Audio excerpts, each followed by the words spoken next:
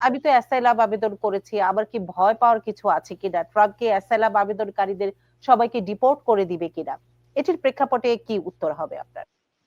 ধন্যবাদ। এটা আমি প্রতি 10 মিনিট পরে আমি কল পাচ্ছি।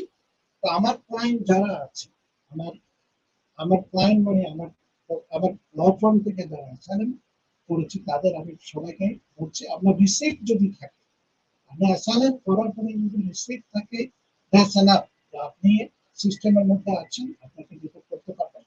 তারপরে যদি ভয় থাকে, আমি সবাইকে সবাইকে একটা G28 মানে আমাদের ওকালতনামা যেটা বলি, আমি যে ওর অ্যাটর্নি, এটা আমি সাইন করে দিয়ে দিচ্ছি। আপনার এটা সাথে রাখবেন, আপনার ভয়ের কোনো কারণ নেই। এটা আপনি প্রোয়াক্টিভ ভাবে আপনি এটা যদি কোনো সময় যদি হ্যাঁ আমার সাইন করা আছে, এটা আমার রিসিপ্ট এবং দিস ইজ মাই অ্যাটর্নি।